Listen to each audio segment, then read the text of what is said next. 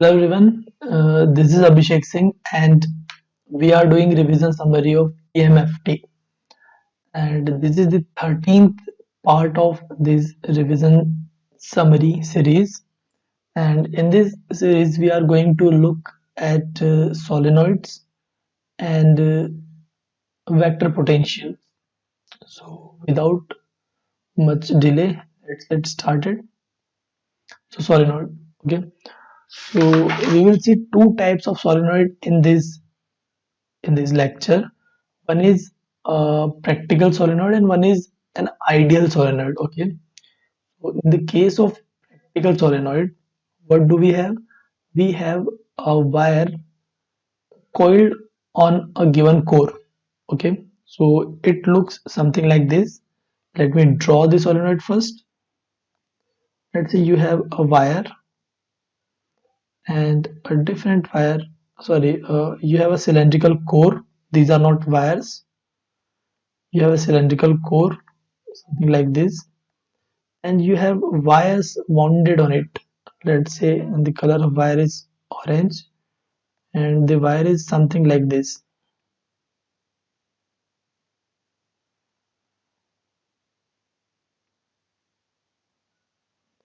So it is something like this. Okay, so I think you can understand what I am drawing. So actually I have shown it very distant from each other, but actually these wires are very closely packed. You see, and let's say the current is moving something like this and going outward as this. Okay, so we have something, let's say the length of the solenoid and the current, magnitude of current inside the wire of the solenoid, the total number of turns in the solenoid, and total number of turns per unit length, which is equal to N divided by L. With these four quantities will define the solenoid in case of a practical solenoid. But what happens in the case of ideal solenoid? In case of ideal solenoid, we have a cylinder. Let's say it is, I will draw the cylinder first. We have a cylinder. This is a cylinder, right vertical cylinder, right circular cylinder. Okay, and we don't have a wire wound on it. Okay, but we have a surface charge sigma on the surface of that cylinder, and that cylinder is rotating around around its axis. Let me draw the axis first. The cylinder is rotating around its axis, and the cylinder is rotating with angular speed omega.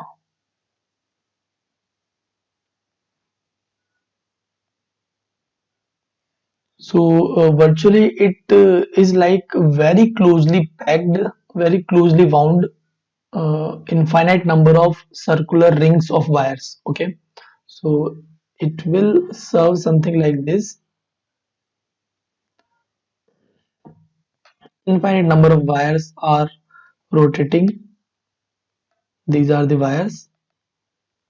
Actually there is no wire. Actually we have a surface charge on the cylinder, and the cylinder itself is rotating with the angular velocity omega. Okay, so in that case we know the surface current K is given by sigma times velocity. Sigma is given as sigma, and velocity would be equal to omega times the radius of that cylinder. Okay, you know this from simple rotational motion, that V is equal to R omega. Okay, so here K is sigma times omega R. Okay, and now I can apply the Ampere's law. To apply the Ampere's law, I have to draw an Amperian loop. So here is the Amperian loop. This is the Amperian loop. Okay, and this Amperian loop has a length L, and the thickness of the loop is epsilon. Okay, so if I do a closed line integral on this loop,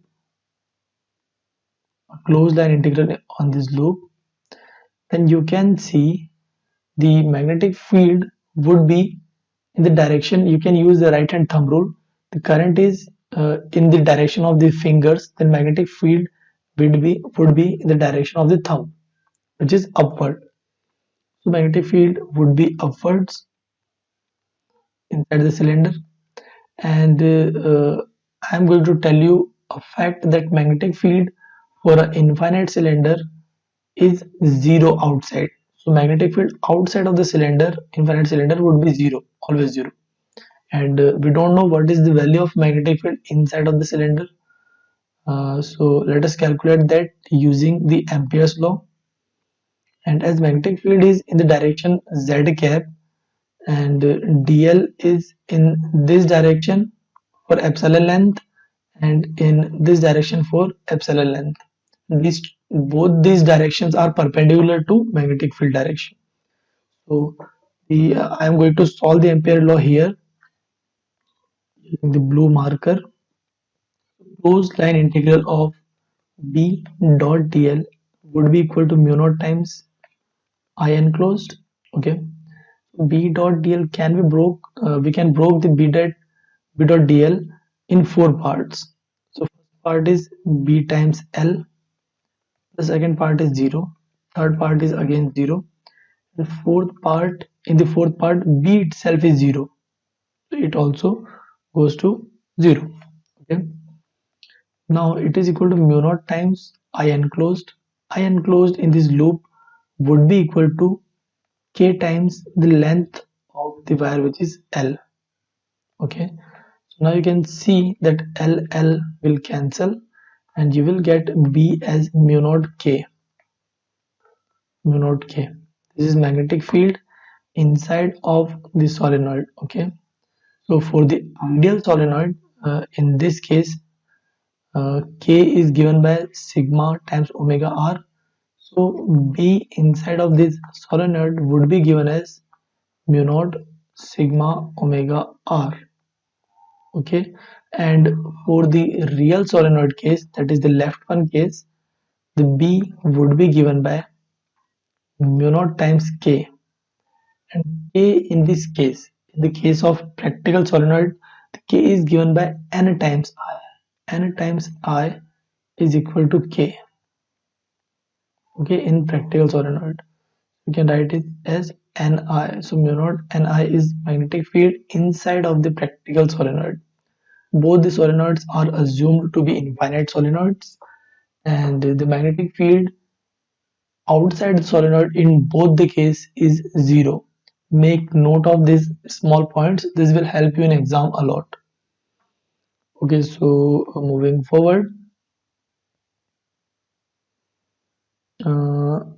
So let us start the next topic, which is magnetic vector potential.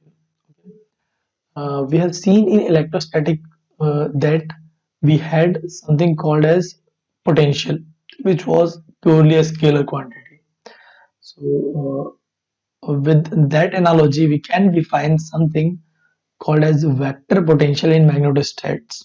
Okay, so as we are talking about magnetostatics, so for magnetostatic field, let me write a result here, and the result says that divergence of magnetic field is always 0. Okay, divergence of magnetic field is always 0. And we know from vector algebra that whenever we have divergence of any vector as 0, here that is B vector itself, then that vector can be written as curl of some another vector. Okay, this property we know from vector algebra, that whenever we have divergence of a given vector as equal to 0, then that given vector can be written as curl of some another vector. that another vector in case of magnetostats is vector potential. Okay, we are going to define it like that, and a property I'm going to write here is divergence of that vector potential itself is zero in magnetostats. Write by each point in your notes that for magnetostats divergence of vector potential is also zero. Okay, and we know the differential form of Ampere's law as curl of B is equal to mu naught times J, mu naught times J. Okay, now again curl of, you can write that B itself as curl of A from this equation. So you can write curl of A is equal to RHS is still same mu naught J, and you can now apply the property of vectors that curl of a curl can be written as this gradient of divergence of A minus, sorry, this is minus, let me erase this, this is minus Laplacian, that is del square of A must be equal to mu naught J, mu naught J. But we know that del dot A for magnetostat is 0, this quantity is 0, so this whole quantity will go as 0, so we will be left with this quantity. Okay, you can take that negative sign on the right hand side and you will get del square of A is minus mu naught times J.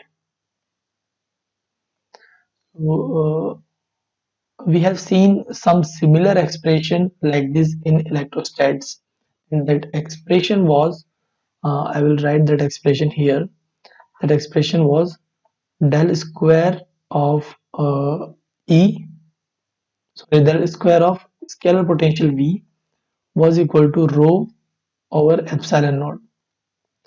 This was the Poisson's equation in electrostats, and now we have something similar expression for magnetic vector potential. Okay, so now you can use that expression written over here. If you are given the value of A vector, then you can calculate J vector directly using this Laplacian formula. Okay, or Poisson's relation of analogous Poisson's relation of magnetostats. Okay,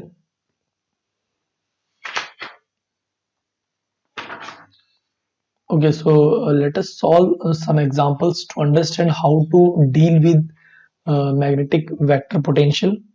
So let us solve an example, and this example says that we have a infinite straight wire carrying the current I. So let me draw the wire first. This is infinite straight wire which is carrying a current I. It is a current I and it is an infinite wire. Okay, and at some point away from it, let's say at R, we have a point P. Then what would be the value of vector potential at that point P is asked to us in the question. So I will tell you how to solve this question. You know, the magnetic field in this case at B, at P, is given by mu naught I over 2 pi R, mu naught I over 2 pi R, 2 pi R times phi cap. This is the magnetic field due to infinite wire, okay, at a distance R from the wire, and we know that RB is equal to curl of A. B itself is equal to curl of A. Okay, curl of A. And one more result for K, or property for, sorry, A vector potential, is that the direction of vector potential is always in the direction of current. Okay, so mind it and write it as an important note in your notes that A has the same direction as the direction of current. Okay, so using that property, and A would be function of distance r. Okay, so I will write it as that A vector can be written as some function of r, and direction would be along z cap, as the current itself is along z cap. So let's say this is z cap direction. Okay, so A can be written as this. So now you can take the curl of this A vector, and we know curl in cylindrical system is given as 1 over r times determinant of r cap, r phi cap, z cap, del over del r, del over del phi, del over del z, and the third row is ar, r a phi, az. Okay, so ar is 0, as we only have the component of z cap, so we only have az, and this a phi is also 0. This quantity is 0, this quantity is 0. We only have az as some function of r only. Okay, so now you can easily solve this curl, and you will get it as equal to minus del over del r of ar, a as a function of r, times phi cap. The phi cap component of the curl will remain, and other components will be equal to 0. Okay, so using this fact that del cross A is equal to this quantity and del cross A is equal to B also, this must be equal to this quantity. So comparing the coefficients of phi cap, we will get minus del A over del R as equal to mu naught I over 2 pi R. So for calculating the value of A, we have to integrate this quantity. So for calculating A, we have to integrate minus mu naught I over 2 pi integral of 1 over R dr, and we have to integrate it from some arbitrary point B to distance R, and we have to assume that we know the vector potential at the point B. So in this way you can solve this question. And the another part of this question is that, let's say you don't have a thin wire, now you have a thick wire which has a radius r. Okay, in this case now you have a thick wire with the radius r. Let me draw the wire first. Okay, um, so this is a thick wire, so let me draw the cylindrical wire, and here is its axis. Okay, its axis. Okay, so this thick wire has a radius r. Okay, and now we are supposed to calculate the magnetic vector potential inside of the wire and outside of the wire if this wire has a current uniformly distributed. That is, the current, volume current J, is uniformly distributed. So it can be calculated as I over pi r square, and its direction would be along z cap.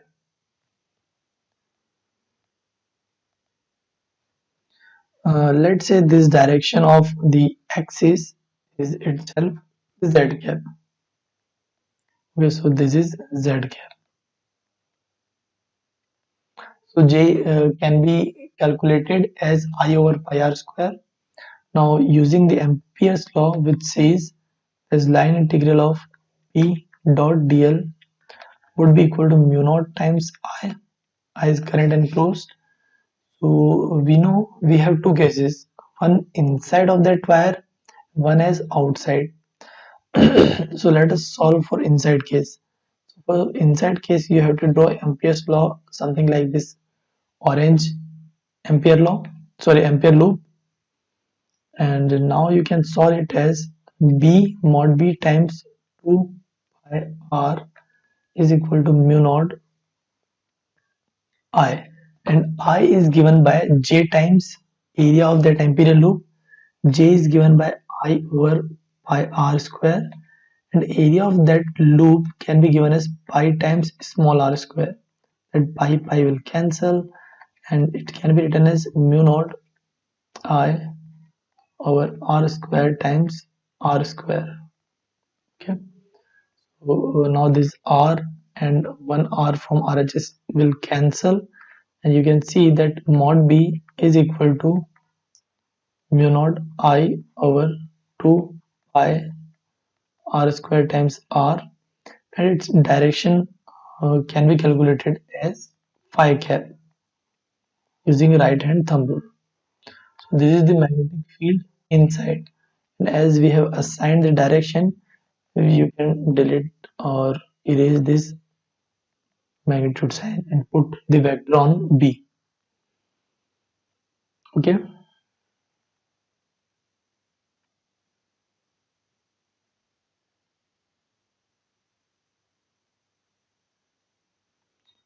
so this is how we calculated B earlier as well. Now we are supposed to calculate the A vector, and we know that B is equal to del cross A, and del cross A is minus del A over del R phi cap. Okay, this is phi cap. So now you can compare the coefficients of phi cap on both these quantities, this quantity and this quantity, and you can see that del A over del phi is minus mu naught I over 2 pi r square r. Okay, sorry, this was not del A over del phi, this was del A over del r.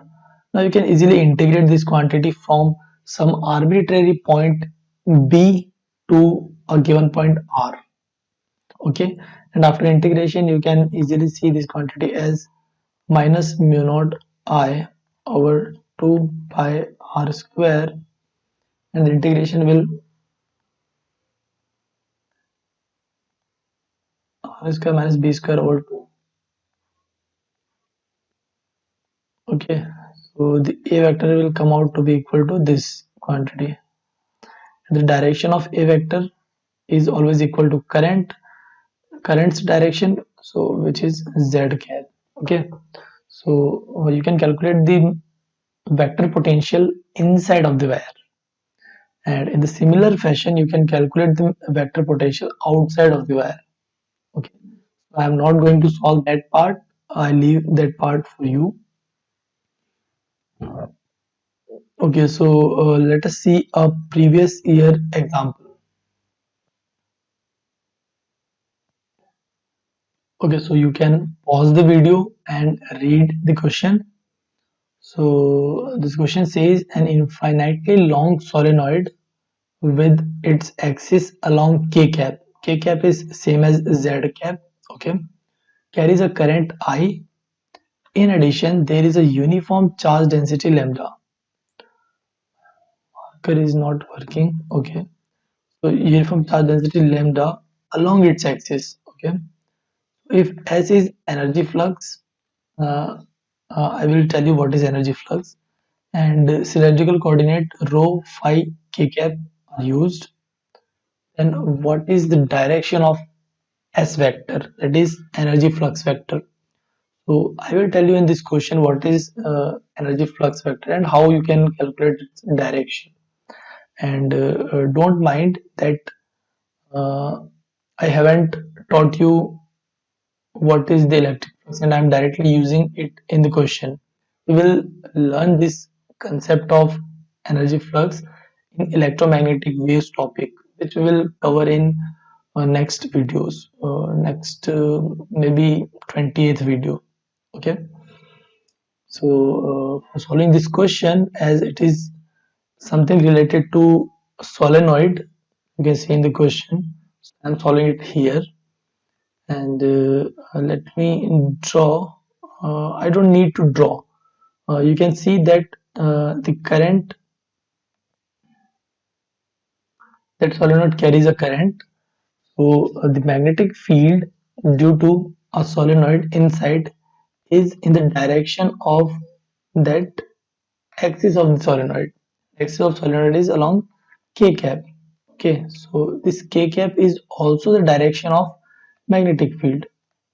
Okay, and also we have a lambda line charge along the axis of the cylinder, and due to a line charge along the axis of the cylinder, we have electric field as the direction of r cap. This is r cap. This is r cap, and electric field is also in this direction. So as of now, you just need to know that electric flux will contain a term, that electric flux will contain a term which would be proportional to E cross B. That S vector, which is energy flux vector, sometimes also known as the Ponting vector, is proportional to E cross B. Okay, so E itself is along R cap, cross B itself is along K cap. So your S vector should be proportional to R cross K cap, but they have used R as phi in the question. So according to the question, this should be phi cap cross K cap. Okay, different books use different notations. So you can see that option B is correct for this question. These types of questions, you just need to know the formula of energy flux, then you can easily calculate the direction of energy flux using the simple concepts that solenoid has magnetic field in the direction of the axis of the solenoid, and if you have a line charge along the axis of the solenoid, then the electric field is always away from that line charge, and that away direction is r cap or rho cap in case of cylindrical polar coordinate system. So dear students, if you are new, you can subscribe to Eduncle for IIT JAM, CSIR NET and UGC NET exam study material. And you can also download Eduncle's mobile application where more than 250 tutors will be answering your doubts. Thank you very much.